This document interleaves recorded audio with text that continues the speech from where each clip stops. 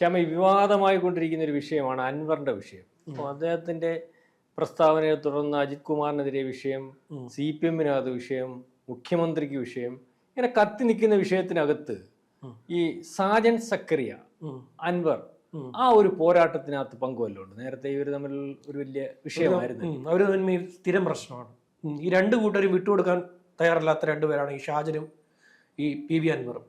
PV അൻവറിന്റെ പാർക്കിനെതിരെ ഈ അദ്ദേഹത്തിന്റെ ഈ ഷാജൻ സ്കറിയ വാർത്ത നിരന്തരമായി കൊടുത്തുകൊണ്ടേയിരുന്നു. അത് PV അൻവറിന് ഒരു പ്രകോപനം ഉണ്ടാക്കി. തുടർന്ന് ഇവർ കുറച്ചു നാളായി അങ്ങോട്ടും ഇങ്ങോട്ടും ഈ കയ്യാങ്കളിയിൽ എത്തുന്നില്ലെന്നേ ഉള്ളൂ. പരസ്പരം അങ്ങോട്ടും ഇങ്ങോട്ടും വെല്ലുവിളിയാണ്, ഭയങ്കര വെല്ലുവിളിയാണ് വിളിക്കുന്നത്.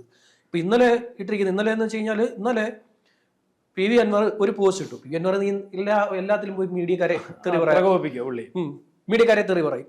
അതിന് ഇന്നലെ ഇട്ട ഒരു പോസ്റ്റ് എന്ന് വെച്ച് കഴിഞ്ഞാൽ, ഇന്നലെ ആദ്യം ഏഷ്യാനെറ്റിനെ കുറെ പട്ടിയുടെ പടമൊക്കെ എടുത്തിട്ട് ഏഷ്യാനെറ്റിനെ വെല്ലുവിളിച്ചു PV അൻവർ. അതാണ് ടീം ഏഷ്യാനെറ്റിനോടാണ്, നിന്റെയൊക്കെ ടീം ലീഡർ വിനു വി ജോണിന് ഇവിടെ പട്ടി വില കൊടുക്കുന്നില്ല. വിനു വി ജോണിനെ പട്ടി എന്ന് വിളിച്ചിരിക്കുകയാണ്. പട്ടി വില കൊടുക്കുന്നില്ല എന്ന് കുറെ നായാളുടെ പടം ഇട്ടിട്ടുണ്ട്. അത് ഇട്ടേക്കുന്നത് 17 മണിക്കൂർ മുമ്പ്. അത് കഴിഞ്ഞ് രണ്ടാമത് കൊണ്ടുവന്നിട്ടിരിക്കുന്നതാണ് ഈ ഷാജനെ പോയി വെല്ലുവിളിച്ചിരിക്കുന്നത്. ഷാജനെ വെല്ലുവിളിച്ചിരിക്കുന്നത് ആദ്യം ശത്രുവിന്റെ ആയുധശേഷി തകർക്കുക, പിന്നീട് അവന്റെ സപ്ലൈ ചെയിൻ തകർക്കുക, എന്നിട്ടേ ആക്രമിക്കാവൂ.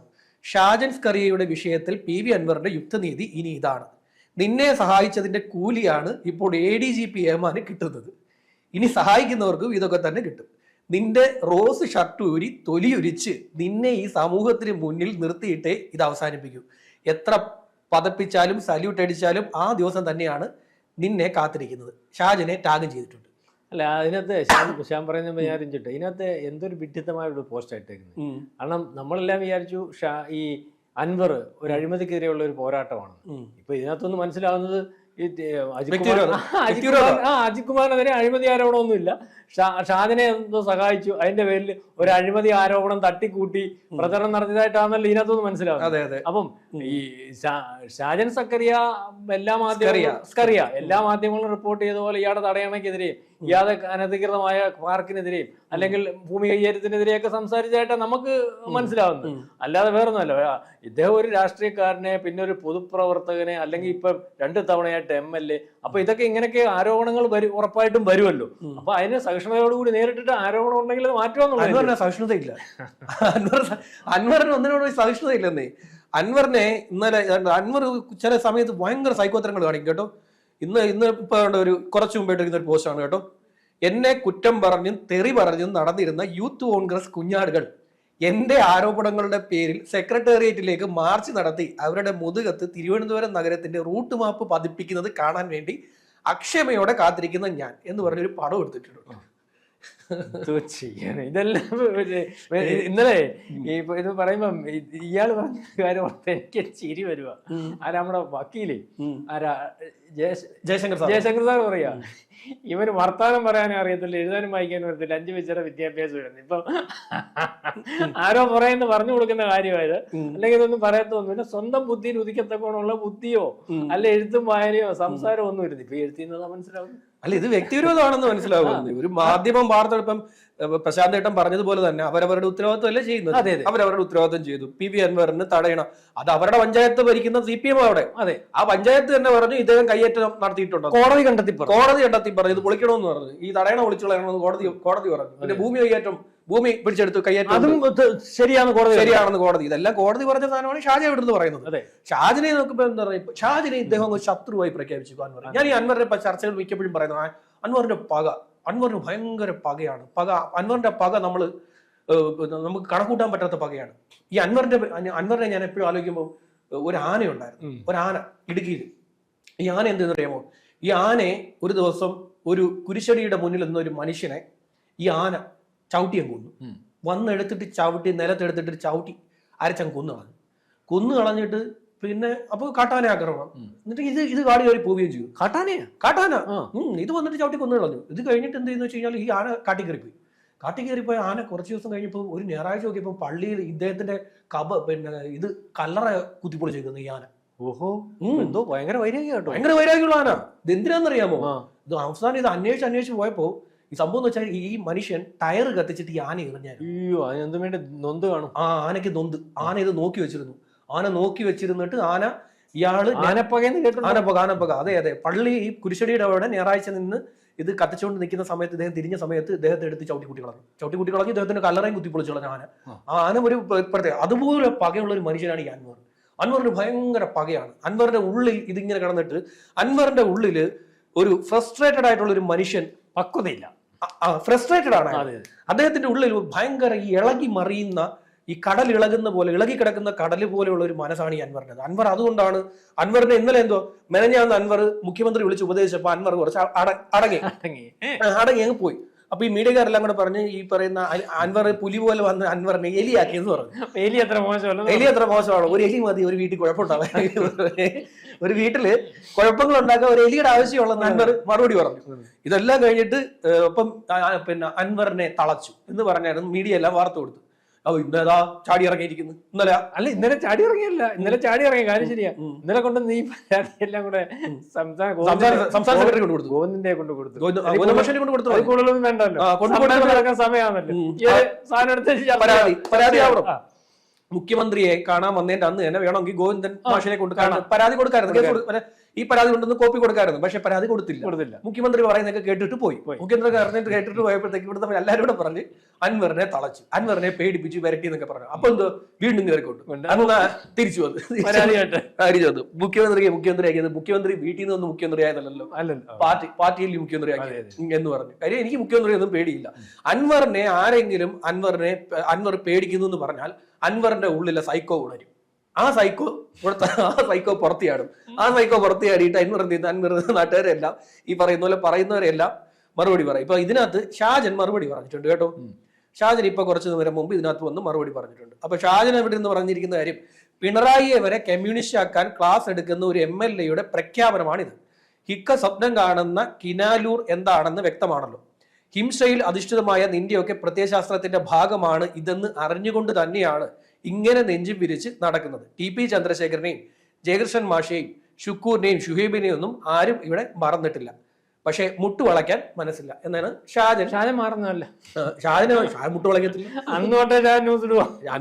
ഷാജൻ ആരെങ്കിലും പോയി ഷാജന്റെ അടുത്ത് ഈ പറയുന്ന പോലെ ഷാജൻ കേൾക്കണമെന്ന് പറഞ്ഞാൽ ഷാജൻ ഒളിവിൽ പോയാൽ ഒളിവിൽ ഇരുന്നുകൊണ്ട് വാർത്ത ഒരു പരിധിവരെ ഒരു മാധ്യമപ്രവർത്തകന്റെ കർമ്മം അത്.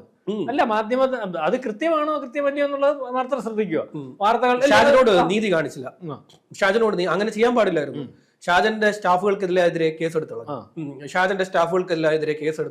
ഷാജന്റെ സ്ഥാപനത്തിൽ കയറി. ഒരു മാധ്യമ സ്ഥാപനമാണ്. ഇവിടെ മലയാളത്തിലെ അവർക്ക് എന്താ പറഞ്ഞു കഴിഞ്ഞാൽ ഒരു ഓൺലൈൻ മീഡിയയില് ഒരു മുൻനിരയിൽ നിൽക്കുന്ന ഒരു ചാനലാണ്. അതല്ലെന്ന് ആര് പറഞ്ഞാലും അത് ശരിയല്ല. അത് മുൻനിരയിൽ നിൽക്കുന്ന ഒരാളാണ്. അത് അദ്ദേഹത്തിന്റെ ഒരു ഒറ്റയാൾ പോരാട്ടമാണ് അതിനകത്ത് കൂടുതൽ നടക്കാറും. ഒരു ഫൈറ്റിംഗ് നടന്നുകൊണ്ടേ ഇരിക്കുകയാണ്. പക്ഷെ അദ്ദേഹത്തിന്റെ സ്ഥാപനത്തിൽ കയറി പിന്നെ കമ്പ്യൂട്ടറുകളെല്ലാം പിടിച്ചെടുത്ത് കൊണ്ടുപോയി, ഹാർഡ് ഡിസ്ക് എല്ലാം കൊണ്ടുപോയി. അത് കഴിഞ്ഞിട്ട് പിന്നെ ഈ പറയുന്ന പോലെ ഈ സ്ഥാപനത്തിലെ ജീവനക്കാരുടെ വീടുകളിലൊക്കെ റെയ്ഡ് നടത്തി. അവർ ഈ മാസ ശമ്പളത്തിന് വന്നിരിക്കുന്നവരല്ലേ. നമുക്കറിയാമല്ലോ, ഒരു മാധ്യമ സ്ഥാപനത്തിൽ ജോലി ചെയ്ത് കഴിഞ്ഞാൽ എത്ര രൂപ ശമ്പളം കിട്ടുമെന്നുള്ളൊരു കാര്യം അറിയാമല്ലോ. അപ്പൊ അവർ മാധ്യമ സ്ഥാപനത്തിന്റെ ഭാഗമായി നിൽക്കുന്നു എന്ന് പറഞ്ഞാൽ അവരുടെയൊക്കെ വീടുകളിൽ പോയി റെയ്ഡ് നടത്തി. എന്നിട്ട് ഇത് എന്തോന്ന്, അൻവർ ഇവിടെ ആഘോഷമായിരുന്നു. അൻവർ ചെസ് നമ്പർ ഇട്ടിട്ട് അൻവർ ഇങ്ങനെ ഓരോരുത്തരെ വെല്ലുവിളിക്കുക. അൻവറിന് ഇഷ്ടമില്ലാത്ത പ്രധാനപ്പെട്ട ആളൊന്ന് ഷാജൻ, 2 വിനു വി ജോൺ, പിന്നെ ഒന്ന് നമ്മുടെ ജയശങ്കർ സാർ.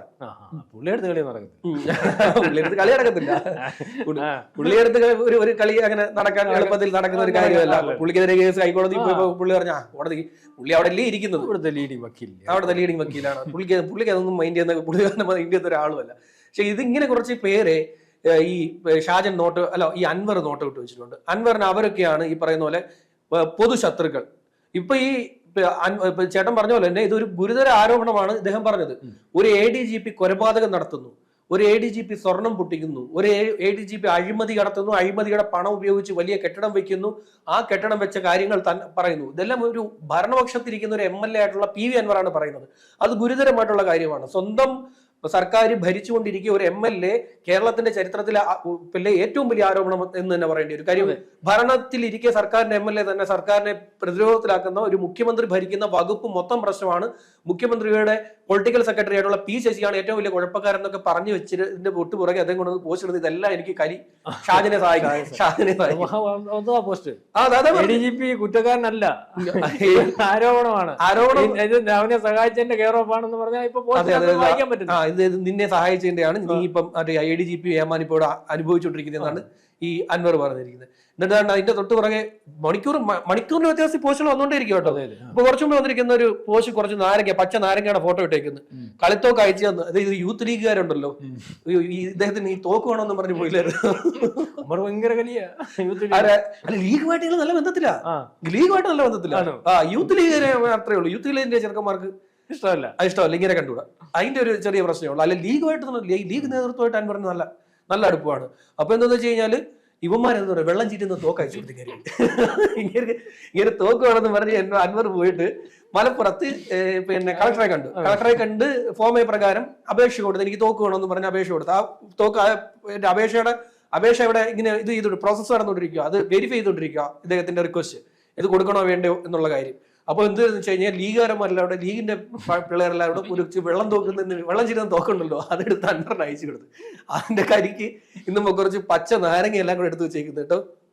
ഒരു കൊട്ടയ്ക്കകത്ത് നിറയെ പച്ച നാരങ്ങ, അതിനകത്ത് ഇട്ടിരിക്കുന്നത് കളിത്തോക്ക് അയച്ചു തന്ന യൂത്ത് ലീഗിന് സ്നേഹപൂർവ്വം ഒരു കൊട്ട നാരങ്ങ തിരിച്ചു കൊടുത്തു വിടുന്നു എന്നാണ് പറഞ്ഞിരിക്കുന്നത്.